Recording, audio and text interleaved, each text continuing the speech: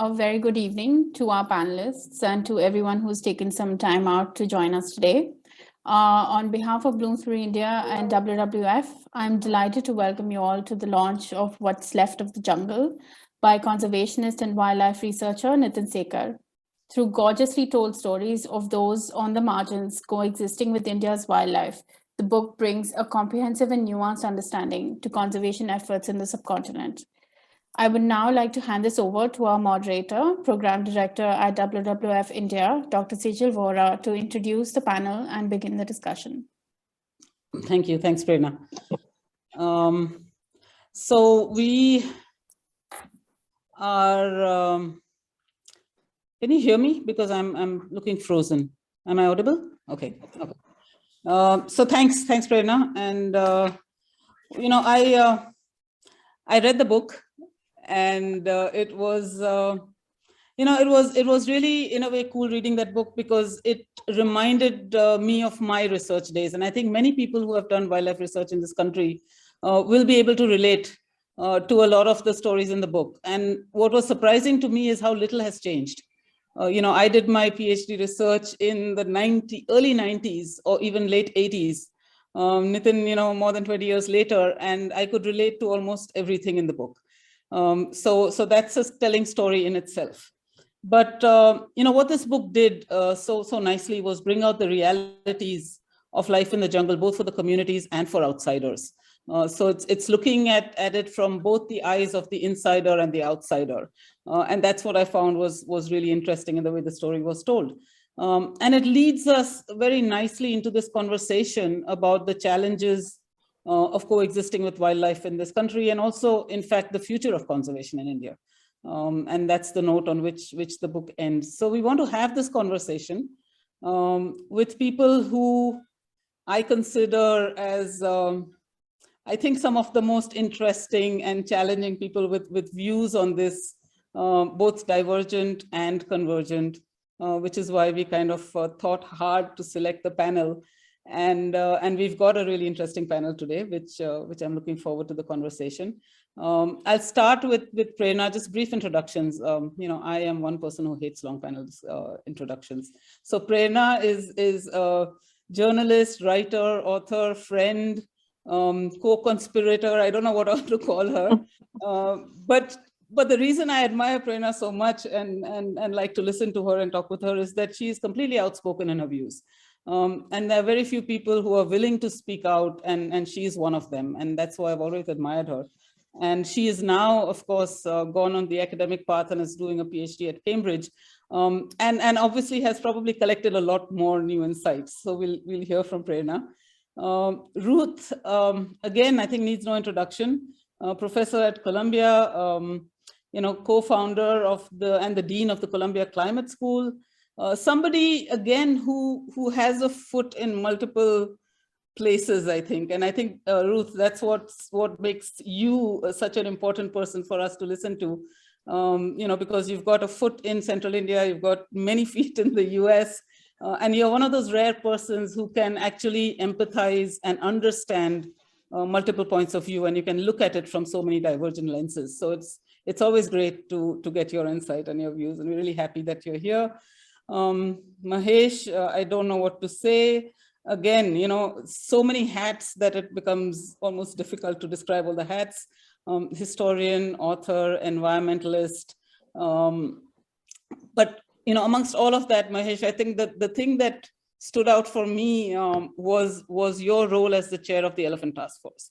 And that seminal report called Gaja, which, if you guys have not read it on this who are listening, must read it. I think it was a groundbreaking report. We've never seen a report like that on wildlife conservation in India. And that was something amazing. Apart from everything else that you do, and all the many hats, I think that's such a huge contribution to conservation in India. And then finally, Nitin, author of the book. I won't again introduce a lot because probably Nitin will speak for himself. But he's an ecologist, and one of the things interesting about Nitin is the intersection of his interests between conservation, development, and animal welfare, about which we have had many an argument. But he is now currently with WWF India. He leads our elephant conservation work. And congratulations, Nitin, for the book. It's quite a task to be able to pull out a book from your PhD research. So that's the panel. I will now just introduce the process a little bit for 2 minutes. We're gonna do this as a conversation. Okay, we are not going to run it as a panel where everybody will speak for 5 minutes and then there'll be questions and answers. But really, we are all what shall I say? I don't know. We're all together in this, I can say. And so this is going to be a conversation. I might direct a question to one of the speakers, but the same question can be answered in different ways by anybody. Please jump in. If you have something to add, if you have something to contradict or challenge, or a different point of view, do jump in, and we'll run this as a conversation. I'll try and manage it to the best of my ability, but let's try and have an interesting chat. We also might ask some of the participants, depending on time, if they have a perspective to add. We know some of the people who are on this call, and we know that they have a perspective, so we might invite some of them to share their thoughts with us. And then finally, if there are key questions or issues that are raised in the chat and we have time, we will bring those into the conversation as well. So that's how we're going to do it. Shall I go? Let's go. Let me start with a question stroke observation, which is around this whole narrative of coexistence and human-wildlife conflict. So what we've been doing, and many of us have been trying to shift this narrative away from focusing just on human-wildlife conflict to talk about coexistence instead. But there are many conservationists, and some of them quite close to us, who actually challenge this and simply do not accept the idea of coexistence, who basically say that coexistence with wildlife in India is just not possible. And basically there has to be a separation, and it's about managing conflict and reducing conflict rather than talking about coexistence, which is not even something that we should be thinking about. So I'm going to throw this into the mix, and I'm going to start with asking Prerna, what do you think of this? I mean, can we and should we shift this narrative from conflict to coexistence? So you've started, thanks so much for that generous introduction. And I'm delighted to be here. Congrats, Nitin. It's a absolutely gripping book, which, as Sejal says, reality which as conservationists we face every day, and you've brought it out very beautifully. So I'm very glad to be here. And tough question, Sejal. It requires, but to put it very briefly, I do believe that in certain, it's a case of both. It's both a conflict, it's both coexistence. So it's both areas which very controversially we call inviolate. But I do believe we need animals need space that is free of all activities, primarily development activities, because they're the most damaging. The larger infrastructure, etc. I do believe that there is room for coexistence. If there isn't, India wouldn't have what we have today. So I think it's a combination of both areas where, because the sheer level of conflict. I'm at a place right now where we had this tiger come out because there's no space inside, the roads outside, it's a hard edge. All of us have seen it. And she became a sort of star attraction for a while, and then she struck, and then a person was killed, and I saw this happening before my eyes. I saw the killed person. The same evening, I saw the tiger post that killing, and my sympathies are equally with both, because both are a victim of both are victims. So I think, I don't think I've answered your question, but there's a lot of scope. When you talk to the people, they don't want all the animals killed. But we have to work out ways how some places are, very few places now, are solely for animals, where animals can exist peacefully. They do need undisturbed spaces where they're not chased every night, where they're not fireballs thrown on them, where they're not, just undisturbed places. And as far as coexistence is concerned, we have to make it as safe as possible for people and animals. It's very, very tough when you talk to people living inside protected areas. I'm doing my research academics in relocation. And the one question that comes is, how do you address this question of conflict that they face every day? We don't want elephants in our house, in our backyard every night. What do you do? So there has, these are very difficult questions. So it has to be a very sensitive, very empathetic, site-specific, long-term solutions, short-term measures, mitigation, how to live safely, old traditional knowledge. Just whatever is needed to make it safer for both, make it more, kindle that cultural connect that we have. Keep that Kindle going. I think I've taken a lot of the time, but I hope I've said something that made sense, but that's my views. Thanks. It's not an easy question to answer, and there's no single solution or silver bullet either. But Mahesh, what's your thoughts on? Prerna very clearly says that we need space for animals, which is inviolate, but at the same time, how do we reconcile that with human, coexistence? So what's your take on that? The term coexistence is a very loaded term. In fact, the way you pose the question, the opposite of coexistence is non-existence of one of the two.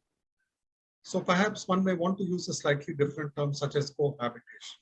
Mm-hmm. And it does occur to me that even if we're looking at large mammals, since elephants were mentioned, very large part of elephant range in India is outside protected areas. A lot of it is outside even government forest land. This is equally true of an animal which has now figured quite significantly in public discourse for a variety of reasons, the leopard. So just looking at two mammals, and I could change it around, and since so much of India is semi-arid, if I can bring another apex predator, which is very interesting, because historically it's very significant, the wolf. So cohabitation is a reality. And our problem is that, very nice things to say about the Elephant Task Force report. I do want to say that the only reason I was chair is that I know nothing about elephants. That's why it was good. All the others on the panel have spent their lifetime working on it. And one way to argue it, when we use this term victims of victims, I'm sure you realize this has been used for a very historic conflict of the 20th and 21st centuries of Israelis and Palestinians. Both absolutely remarkable peoples. And in a sense, both are victims of very large historical forces. And unless they find agency and decide there has to be peace, there can't be peace. So, to put the question back, Nitin has very nicely said, victims of victims. Elephants have agency. People living in those areas have agency. Other people who are much more powerful actors have agency. So can we expand the spaces where the cohabitation involves much less sharp conflict? And can we expand the spaces where there can be peaceful cohabitation? There is no one answer, but I do think that way of posing the question may be better than simply saying non-existence of A and B, because even those who see that will accept that is going to be in a very tiny part of the landscape of waterscape. Mm-hmm. And when we're looking at a large area such as 3 million square kilometers, add in the coastal waters because there is a lot of marine life. My sense is there is in India, or for that matter, South Asia, enormous scope for a range of ways of approaching this. And one of the things I really like about this book is it's very specific in time and place. Mm-hmm. It poses the fact there are so many shades of gray to this question. And I think this is one of the advantages of a narrative. There are so many points of view. And I'm reminded of something a student wrote in an essay, which I've never had answers to such students. She said, referring to a development project would give irrigation water, but could displace people. She argued, is it possible this is a right against a right, not a right against a wrong? And that when there is a right against a right, it is so much more difficult. Right. I think that's where we are. And I think the book does a very good job of making us think about it. Thinking is where we start. I have no idea where we finish. I'm sure there are wiser heads than mine. Thanks. No, but I think you bring up a very important point about even terminology and how loaded terminology can be. because one of the arguments that has been going on around this is around terminology. So, is it coexistence? Is it co-occurrence? Is it cohabitation? I mean, cohabitation is a new one. I've heard that for the first time, but again, throw it in the mix. And I think that will then also tell us a little bit more about the direction, because it is important to get this right, and it is important how we communicate it to both people who are living with wildlife and to people who are finding the so-called solutions. So thanks for that. I was just wondering if Ruth and Nitin have anything to add to this before I move on to the next question. Would you like to? Well, I'll say that I'm so honored to be on this panel, and enormous congratulations to Nitin for this book. Nitin sent me the manuscript as a PDF, and I started to read it, and I read it straight through. I just could not put it down. It's so vivid and brings so many real issues right onto your computer when you're reading the PDF. It's just really an incredible book. And what I liked most about it was how Nitin portrayed the reality of people living around protected areas as people, as real people, not as a stereotype of forest dependence or people living in harmony with nature or any of these kinds of stereotypes, but as real people who are trying to make a living, take care of their families, have aspirations, have foibles, just like anyone else. So I really appreciated the way that he didn't romanticize people living around protected areas, and he didn't, and he was very. You could just feel the reality. So it's just a wonderful book. When it comes to coexistence, I think about it more like shared spaces, and there are always shared spaces. There will never be enough inviolate spaces given the pressures in the country. So regardless of whether you come down on the inviolate spaces or coexistence, there will always be shared spaces, because we all know animals need space and people need space as well. So how to live in these shared spaces and have the people who are facing the reality every day have the types of livelihoods and it's really a development question, so that their risk to reduce their risk from living in these shared spaces. Mm-hmm. Yeah, that's true. I mean, it is about how you manage those shared spaces. Who pays the price? How do you, because we share spaces with other dangerous things. We share spaces with highways. We share spaces with roads. We share spaces with animals. And there's always got to be some mechanism to make that as risk-free as possible. So I think that also boils down to how do we manage these shared spaces. Nitin, do you want to say something here? Yeah, I like to.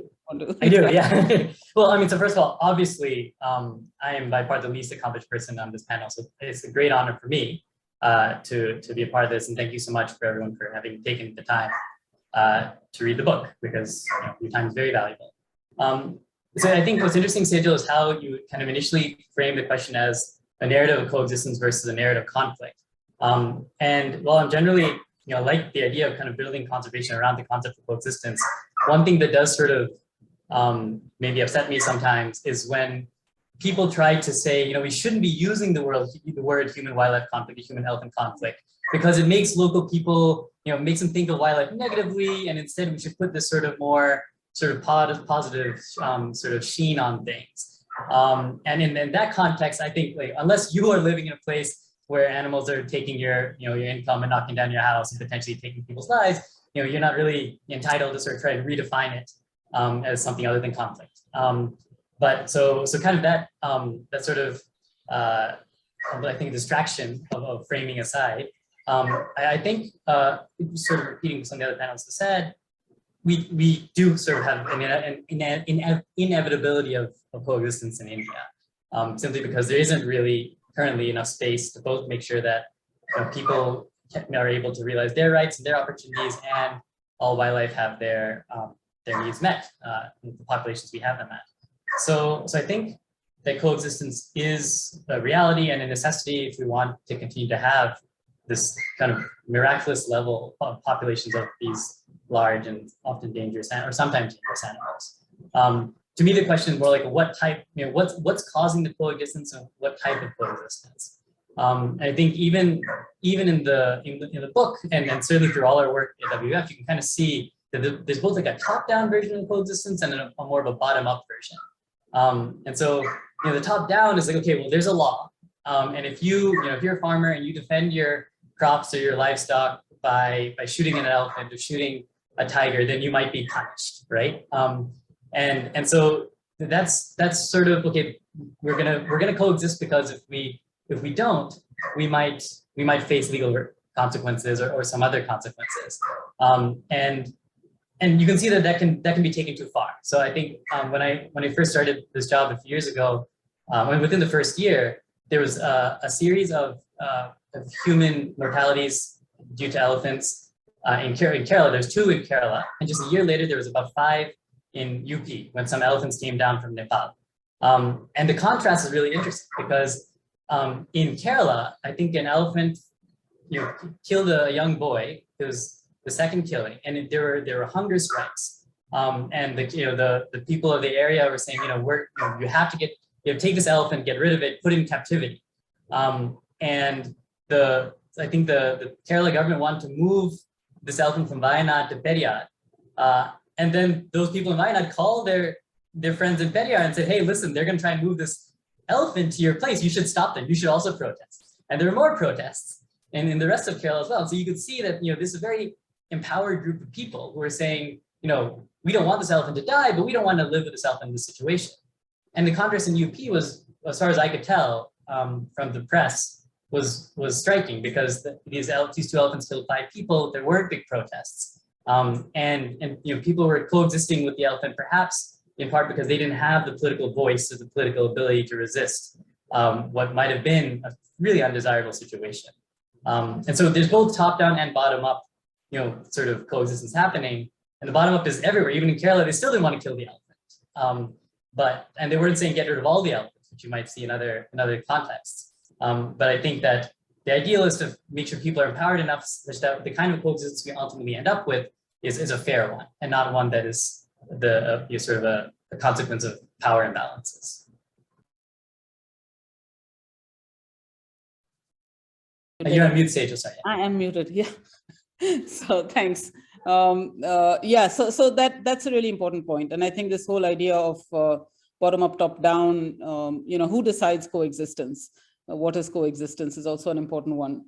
The issue of again, terminology comes up, this whole business of trying to erase the word conflict is not going to make it go away, right? So just changing one word from conflict to interaction or whatever is not going to make it go away. And I've been resisting this for a long time to say, we can't just not use the word conflict because it is there and we have to manage it.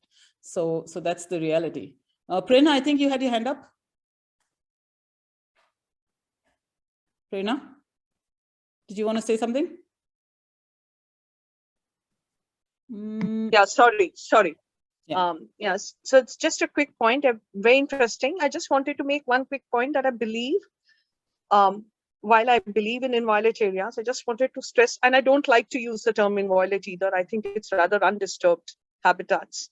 I think those will be just a very minuscule, we barely have 1 or 2%, which is actually in undisturbed. Yeah. So conflict, and I do agree with Sejal that conflict exists, you cannot erase it, and wildlife outside protected areas is our biggest challenge. And therefore this whole conversation is very, very important. And it's the question of coexistence or co-occurrence or cohabitation or whatever you might want to call it is very, very crucial. And that's where the future of India's wildlife lies. That's just a point I wanted to emphasize emphatically. That's about it. Yeah, don't want to take. Thanks, Prerna. Okay, so this leads, I mean, it's already been alluded to, and that was my next question in a way, is and this is again brought up in Nitin's book, and it's something that we see all the time, in our own interactions, which is this whole issue of communities being in a constant state of flux. And Nitin, you used some terminology. I'm trying to find that. It was really good. Something like you said something like a seismic change in socioeconomic contexts or something like that. But this is something that we see all the time. Society and communities and local communities, indigenous communities, they're changing. They're in a massive state of flux, and it's happening really fast. Whether it is changing aspirations, changing economic values, changing cultural values, norms, it's hitting people, in many contexts.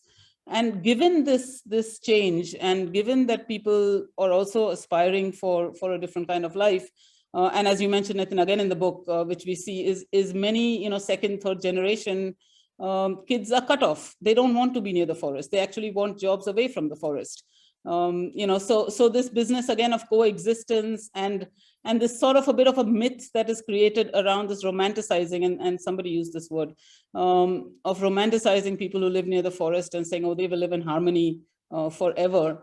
This is also something I have to say, I don't know how many WWF people are on this call, probably many, but there is also a big push in conservation organizations like WWF that local communities, indigenous communities will forever live connected to the forest and forever will live in harmony. And therefore, they are the primary voice, which in many ways is true, but it's also changing.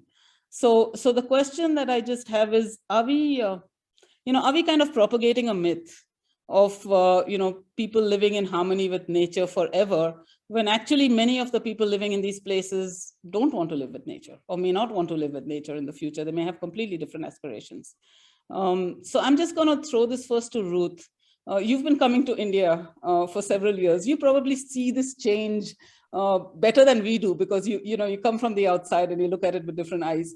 You've seen this happening in India. What's your sense of this?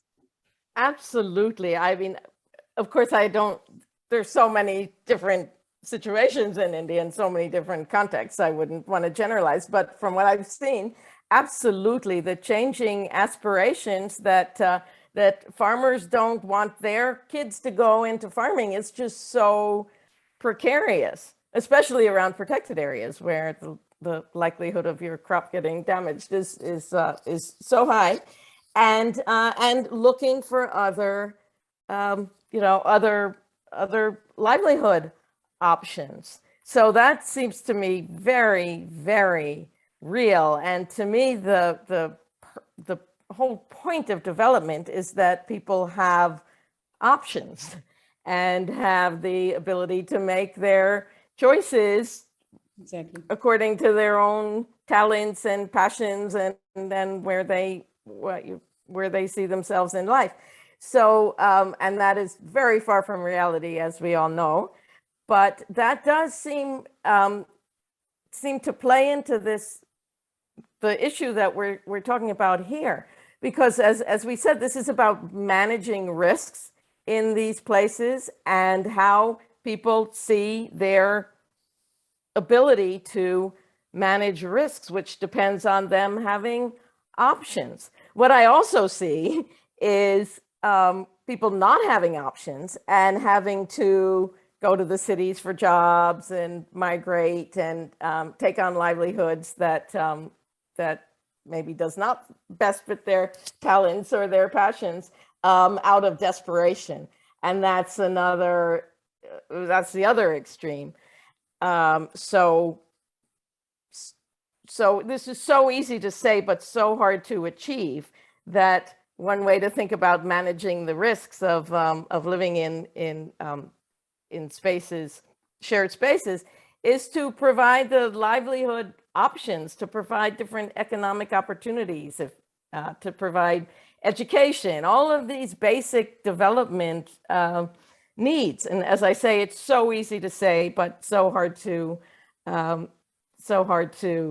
achieve. But that seems to me to be the pathway to managing these risks, so that people who want to have lifestyles and livelihoods that don't depend on the forest are able to, and putting themselves at risk, are able to have those options. That sounds very Pollyannish, I know, but I don't know how else to think about it. Yeah, but it's about options versus not having options. I think that's an important point, because I mean, we've been talking to, so for example, recently we were talking to women in UP, during the COVID situation, and so many people left and came back, and that whole migration issue. And many of the women said, why would our sons leave? Why would our sons and husbands leave if we had an option here? They've gone because there's nothing for them to do here. And yes, to some extent, that's true. But to some extent, maybe not. Maybe they would have left for different job opportunities anyway, so because, aspirations are changing. It's too complex. I mean, it's a complex issue. And again, Nitin, you brought it out nicely, because you showed how different characters in the book made different choices, right? So it's not homogeneous. It's even within a family, you make different choices. You don't sort of make the same choice. But Mahesh, what's your take on this whole fast changing situation, socioeconomic aspirations and stuff? You're muted. Mahesh, you're muted. Yeah. Sorry, I don't have a take, because I'm again worried about this binary way of posing things. Right. Communities, coexistence, fast changing. Let's just look at two things or three things. See, 70 years ago, the lifespan of a male in India was around 32 years. Today, it is around 67, 68 years. In the 70s, 60s, 80s, there was a big worry about neo-Malthusian, population boom, the rapid rate of growth. Now we know that India is, getting to a net replacement level, except in one large swath of North India. Similarly, even as, 70s, because this is a book on a tiger reserve. I know it became a tiger reserve later, but, around 73, 70, 71, 75% of the population was dependent on agriculture. It's now around 45. But I think there is a very critical feature we need to keep in mind. And it seems to me it's at the bottom of a lot of things, and it's very central to this book.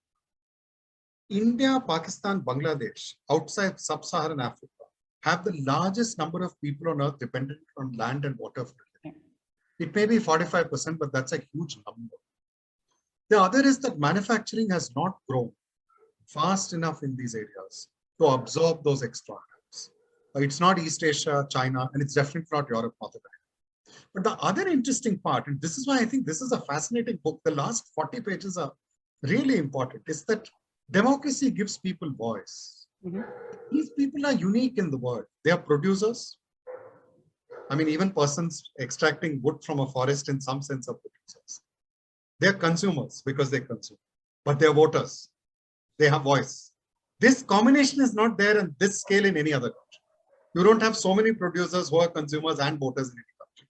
And to bring Prerna's point in, for that 1 billion people to live with, whatever, 25,000 elephants, 3,000 tigers, you can multiply those numbers. That is a serious dilemma historically. No one should imagine that we can possibly have answers to this. But I think as a set of questions, it's fantastic. I mean, to think about what could be better. And that's why, again, I come back. I think what to me is fascinating about this book is, the book is a series of descriptions, but if you read it carefully, there are a lot of different competing explanations. And I think in that sense, it's a very sensitive book. That's the reality. Just as a forest has a complex ecology, society has a complex ecology. And I think democracy is about those contending aspirations playing out in a relatively just way. And I think we are all agreed. Many of the ways they're playing out are not just. They're definitely not just to a lot of the animals, plants, birds. They're not just to a lot of the people. And to me, I think what is really important is that it's able to push us to these questions. So I think, Sejal, the questions you're posing itself are so very important, because they're provoked by the book in a sense. They're all there in the ether, but it's provoked us to push us against the wall. So I don't have an answer, but I think we should try and understand where we are and how we got here. It will help us get a sense of where we ought to go next. It won't give us a magic wand, but it'll give us a better sense. So I think these larger changes, you're right, they're happening. They're happening uneven. Yeah. And implicit in a lot of this is what happens to that entity who's left with a back against the wall and hardly any choice. That I'm struck, it comes through very strongly in the book. And I would like to compliment Nitin, because it does strike me that I mean, pardon my saying this, a lot of people in biology, ecology, perhaps would do well to follow his fine example and be more sensitive to the multifacetedness of human society. So there's a lot of insight in the book which comes from philosophy, literature, history, politics, though it's coming through the lived experience. So I don't think that's an answer, but I think it's a very complex situation, and it'll help to ask how we got to where we are. Yeah, so I think Mahesh, that's really important, because one of the things I noticed also in the book is that Nitin, you don't give any answers. You actually leave the ending very open, and I think that's exactly what Mahesh is saying. You know, is that there may be no answers, and maybe it's more important to ask the right questions. And you know, many of us, and including myself, and many of us who are trained in a certain way and educated in a certain way, we are kind of trained to always look for a solution. Right? So we're always told, here's a problem, here's a question, what's the solution? And I think being able to openly say, well, there may not be an answer, or there may not be an exact answer, or there may not be a right answer. Maybe one question leads you to another question rather than to the answer. I think we've got to challenge our own sort of pre-perceptions a little bit. Otherwise, we are kind of, you know, making things too simplistic sometimes. We're making very complex situations a little bit simplistic by always looking and searching and trying to find those answers and those solutions, where the situation is just so dynamic that there may be no simple answer to it. But Prerna, anything to add to this particular thread? Not really. I mean, I think both Ruth and Mahesh have put it so, but just a small thing. From where you started, do you see that change in aspirations? And Ruth mentioned farmers. And yes, you know, the one thing that, I mean, I've been, and all of us have been like, you know, meeting with communities, living with them, talking to them over who live with wildlife, whether inside protected areas, fringes, wherever. And the one thing that keeps coming back, that wherever, whichever corner of India I go, however different India is within every 100 square kilometers, every 110 kilometers, is that हमने तो ये जी लिया जंगल की जिंदगी, हमारे बच्चे को नहीं ऐसा होना. Our children should not live this kind of life. They don't want this kind of life, where they are in this well and everything, where they don't know where the tiger's coming, where the elephant is, and there's no life beyond the forest. There's no opportunity. There's no future. There's no education. It's just that closeness and that just the forest. And it's a little frightening at that to see that at times, not frightening, but you know, that connect with land that seems to be at times, I mean, it's there also, but at times it seems to be framed.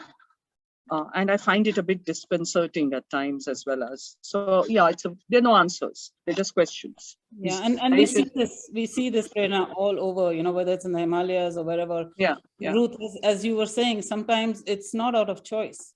Sometimes it's just the way things are. You know, that people are having to you know, make some of these decisions about their lives.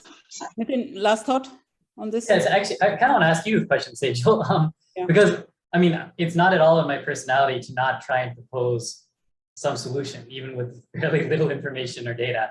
But because, you know, writing book one has long enough to realize that, you know, what's on the paper doesn't make sense, and to cut that out and make it more of the kind of book that I know Mahesh likes, which is, you know, to really explore the questions from different angles. But you know, you're the head of a conservation organization, or you're the program director of a conservation organization that, you know, that has pretty clear objectives. So if, you know, given that we don't necessarily have the data or information necessarily to kind of prescribe a solution, how do you strategize around that and try to move towards a solution anyway? Or, you know, what's the process? You take risks. You take risks. You try out new things. You learn along the way. You admit to mistakes. You know, so to me, it's all about, you know, about not staying static. So it's about, and I've always been telling, you know, my team this constantly. It's about the questions. It's about what questions you're asking. It's about who you're asking those questions to. It's about how you're asking those questions. I mean, that is far more important. And you know, just thinking about what is it that strikes you, and then, you know, you, as I said, you take risks. You try out different things. I mean, Mahesh knows, he's been to this little forest that I have up in the Himalayas. I mean, I had no idea what I was doing when I started. I just started because I thought, let's take a certain direction, and then see where it takes us. And you sort of change direction along the way. But so what I thought was a solution when I started was no longer the right thing to do. So we completely changed direction. So I think being open and trying out things and going with the flow to some extent is really important. And I am a great disbeliever in these, the way we design projects in conservation organizations, where you're told to set targets and you're told to say, how many people are going to be beneficiaries in this year and what's going to be happening in the 5th year. I mean, it's impossible. It's impossible for us to know, what's going to happen in a year, forget about 5 years. And so, yes, I'm in a conservation organization. I try my best to work, on the margins of the system and change it as much as I can. Certain things, of course, you just have to do. But within that box, we have to experiment as much as we can. And that's my, my sanity, if you want to say how I keep myself sane within these boundaries. So we're kind of running out of time. We wanted to open this up, if it's okay with the panelists, to a few people, to a few voices from the audience, if that's all right, who've been listening to us and who've been sort of following this conversation. And I'd like to ask, now I hope that she's there because I talked to her. Neha, if you're around in the audience and you can hear us, any thoughts on, or anything to add, or any perspective that you'd like to share on what we've just discussed? And if you're there, please introduce yourself as well.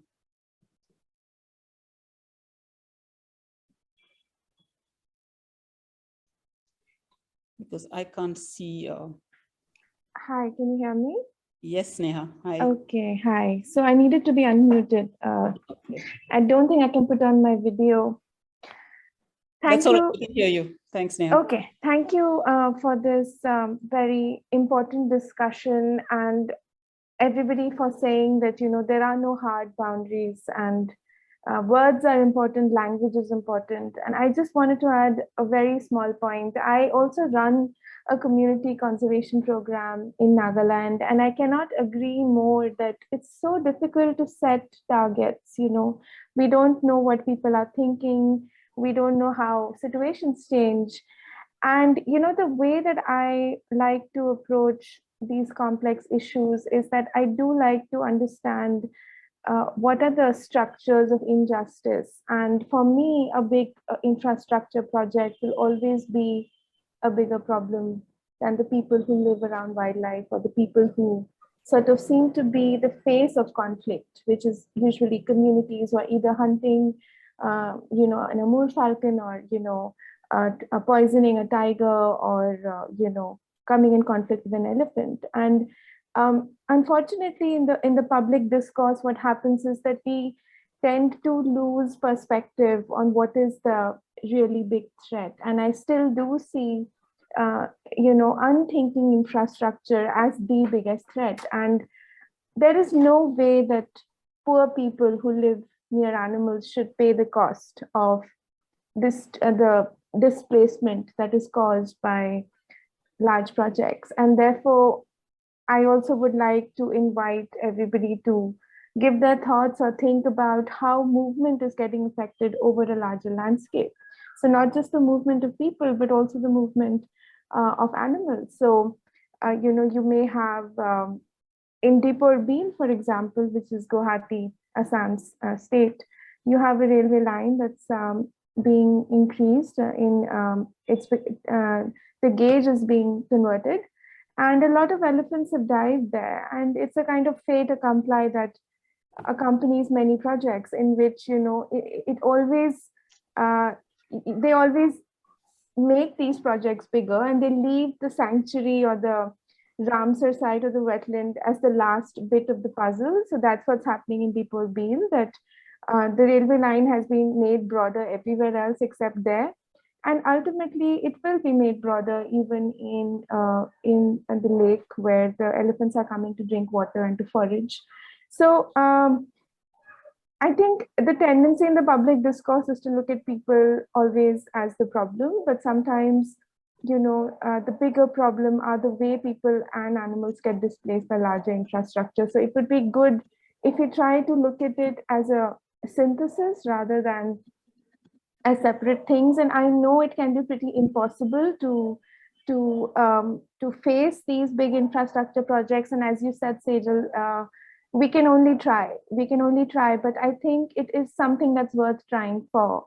If we have these projects that continue to displace cumulatively over the landscape, that is something that impacts all of us now and in the future.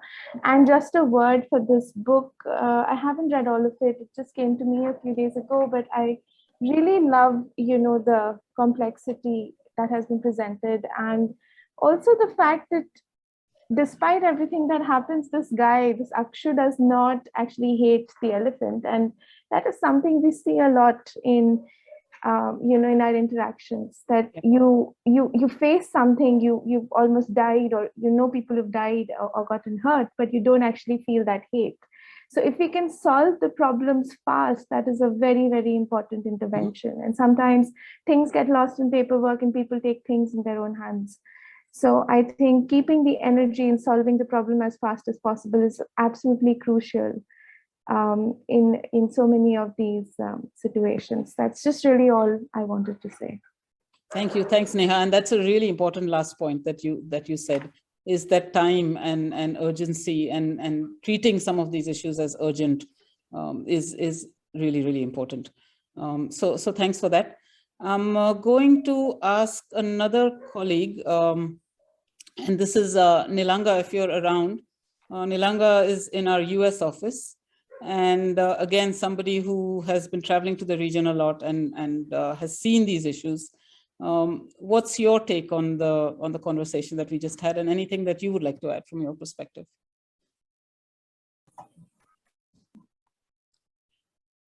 Hi, Sejal, can you hear me? Yes, I can. Hi, yeah, I'm not sure about the video, if it's going to come on or not, but thanks for the opportunity to say a few words. First, I'd like to congratulate Nitin on this fantastic accomplishment. I'm really looking forward to reading the book. I'm sorry I haven't had a chance to do so yet, but I applaud you again, as many of our colleagues on the panel and others have said, for highlighting the complexities and nuances of the issue in itself, because I think that's often lost when human-wildlife conflict management is taken into consideration. So, and I also wanted to follow up on Dr. Bindra and Dr. Rangarajan's points about shared space and undisturbed habitat. For elephants, for instance, on average, the statistic is that around about 70% of the population lives outside protected areas across range in Asia. So considering that, I think the shared space point is really important to consider. And going back to the point that Dr. Rangarajan made about understanding how we got here, and then how do we move forward from this point, I think is so crucial in terms of how we look at both the co-occurrence of, large and dangerous, potentially dangerous wildlife, like elephants and other species we work on, as well as the needs of communities and the people that they live with. So yeah, with that, Sejal, handing back to you, I think excellent conversation, really good points made, and I've really enjoyed participating and listening in. Thank you for the opportunity to speak. Thanks, Nilanga. I'm just gonna one more voice, and Nitin, this is one of your peers, and I'm going to ask Pranav. Pranav has been leading to some extent our initiative on coexistence, and he's put a lot of thought into this whole idea of coexistence, co-occurrence, and shared spaces. So I'm just going to ask Pranav to give his thoughts on what he's just heard, and if he has any other perspective to add. So Pranav, over to you.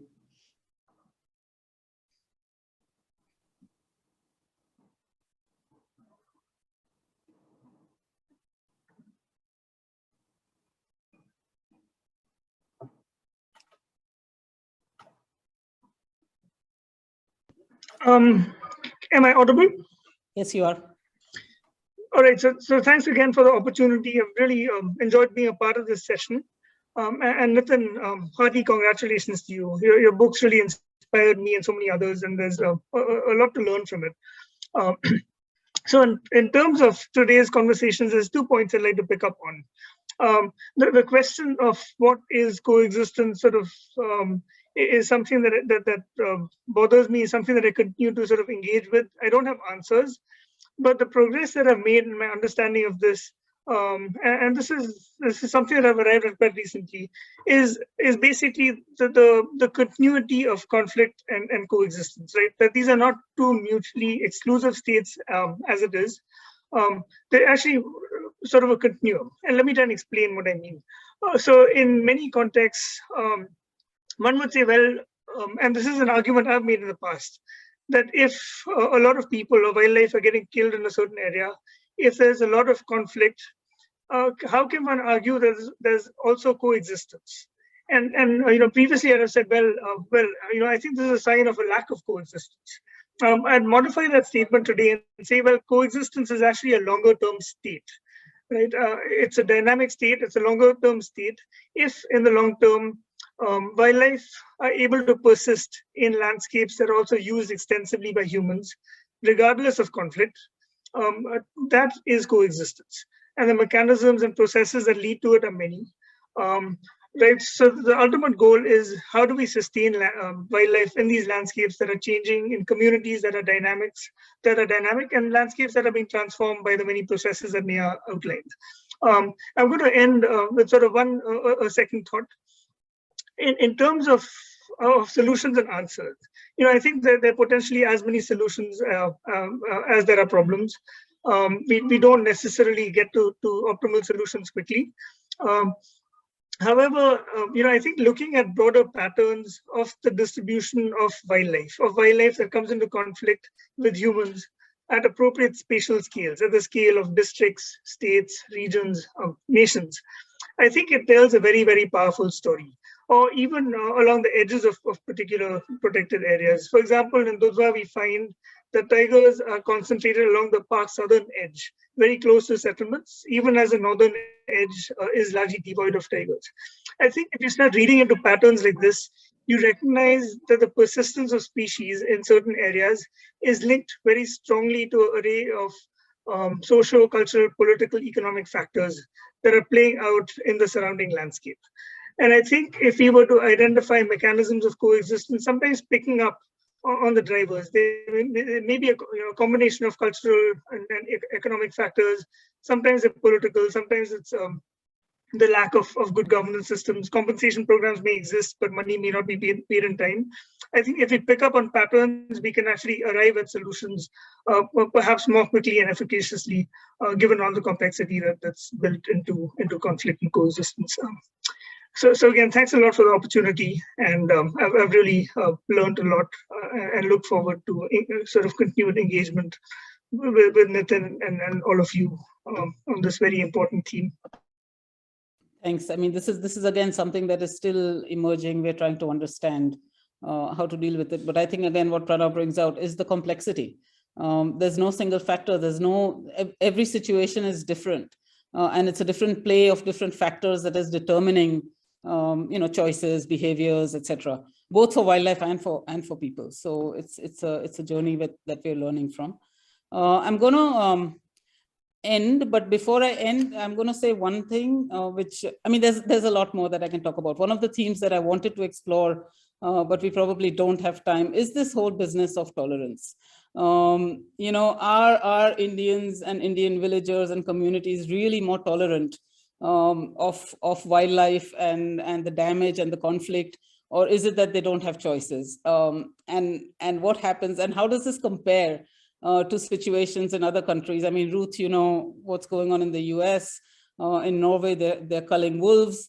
Large carnivores are hardly tolerated, but in India, we're expected to live with them, not just tolerate them, but coexist with them. So that's a whole theme that I would have loved to explore, but we're out of time. But I'm going to throw that on the table. And with that, just ask all four of you, and I'll go to Nitin last, because Mahesh has told me that I have to go to Nitin last and give him the last word, just go around and say any final thoughts very, very quickly that you'd like to share. This is an ongoing conversation and process, but anything that you'd like to say. Ruth, I'll start with you.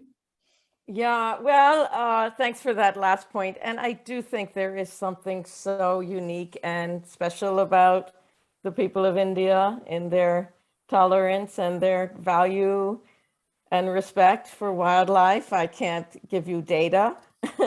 Actually, there is some data, but I can't give you hard evidence about that. But there is something very, very, very special and beautiful about the respect for wildlife that people have.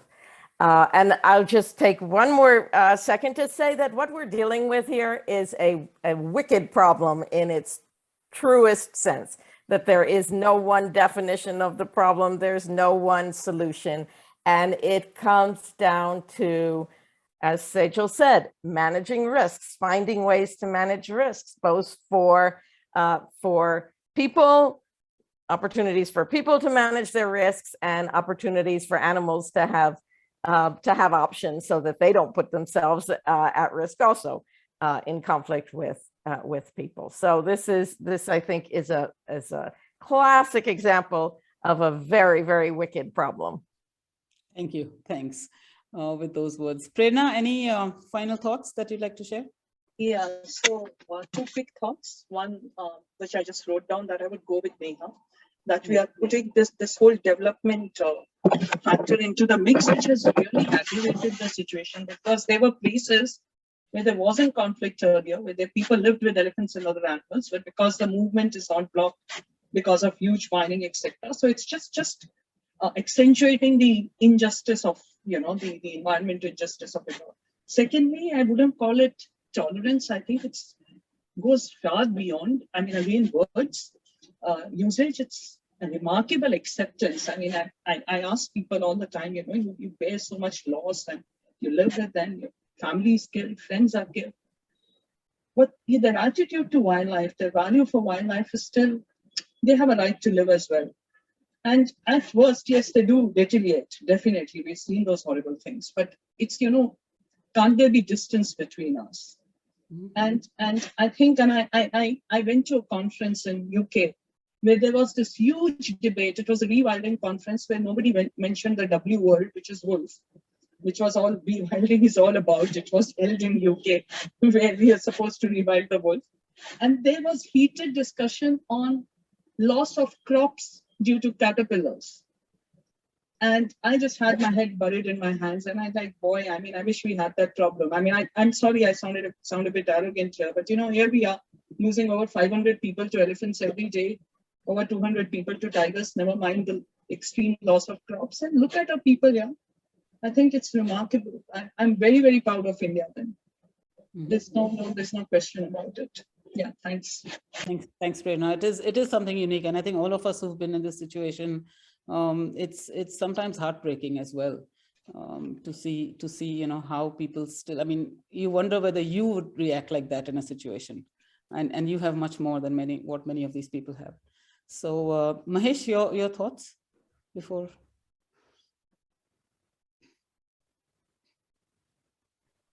Nitin's work in context with two of the people who intervened.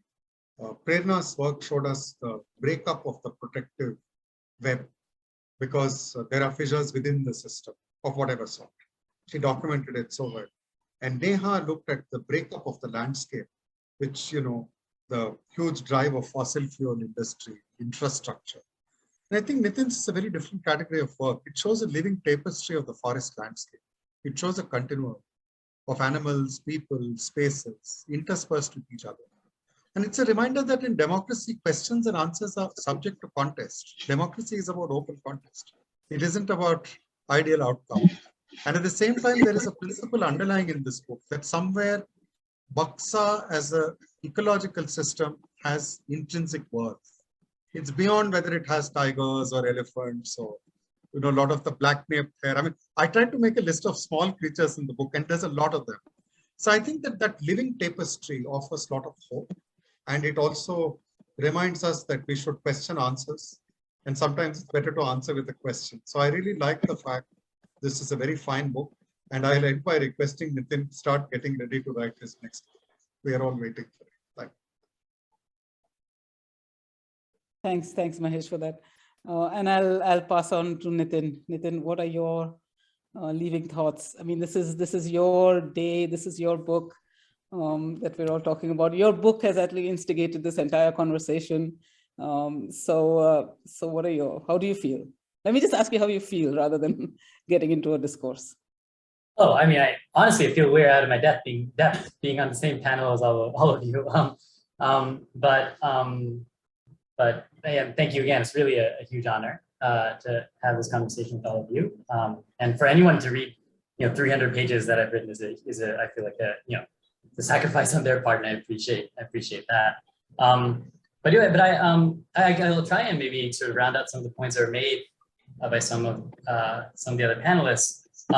And actually, when Mahesh visited my graduate school, I think 9 years ago, he gave a talk in which he said, yes, maybe, ecological sustainability and coherence, maybe those are, those deserve to be prioritized over human development at some times, but why should local people, why should the most marginalized people bear all the costs? And obviously they shouldn't. And so I think on the one hand, we do have a real sort of an miracle of the human spirit, and an attitude towards non-human living things that we see in India that has allowed this coexistence to happen or sustain so far. But I do really worry that after a certain point, we're taking unfair advantage of these people's willingness to bear these costs. And while I knew better than to try and prescribe solutions in the book, I can't escape like the feeling that what we really need is a conservation ethos that's more built around shared sacrifice. There's no matter what kind of solution we're talking about, whether it's helping provide more opportunities for livelihood development for local people, or if it's about making sure that the train that's passing through Deepwaterville is rerouted so that it doesn't kind of get in the way of elephants trying to get to a wetland, or trying to prevent a big dam from being built for cheap energy. All this stuff requires those of us who are in the elite, so to speak, to make some sort of sacrifice, to make some sort of investment, to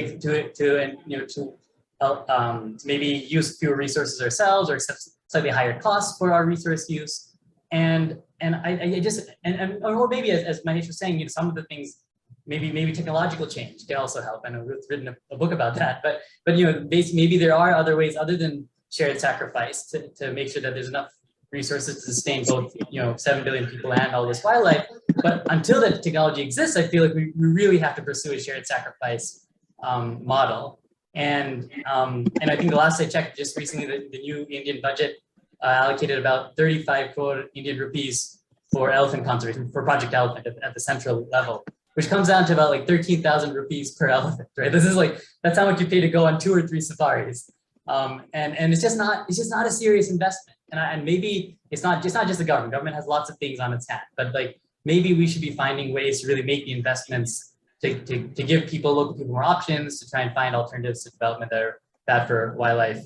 And maybe, and that seems to be, I was hoping that, by kind of focusing on Akshu's story in the book and seeing how much he and his community really have to sacrifice to make wildlife conservation possible, maybe we would work a little harder to try and find ways to share that sacrifice.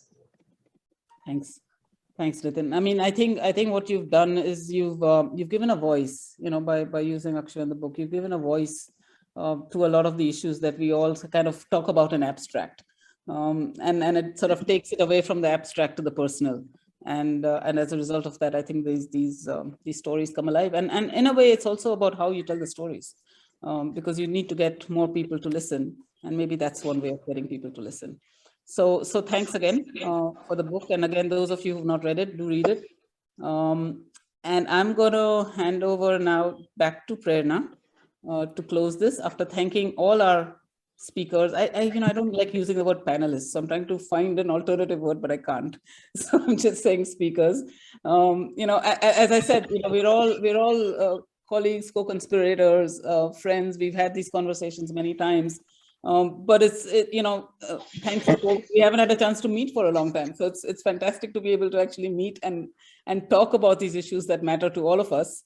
So in a way, Nitin, you've brought us all together after a long time, and that's great too. So thanks everyone. Thanks for sparing your time and sharing thoughts with us. And we will continue these conversations. Thank you. Over to you, Prerna. Yeah, so as Sejal has already said, a huge thanks to all of our wonderful speakers, as well as all those who joined us at the end for that, absolutely superb discussion. I would also like to thank the team at WWF India for collaborating with us on this event, and Sejal for moderating. And What's Left of the Jungle is available in bookstores near you. Please pick up a copy. It's wonderful. I think if you've listened to everybody on this panel, I'm sure everyone knows it's wonderful by now. Thank you. Thanks, everyone. Thank you. Bye. Thanks, everyone. Thanks, Prerna. you. Bye.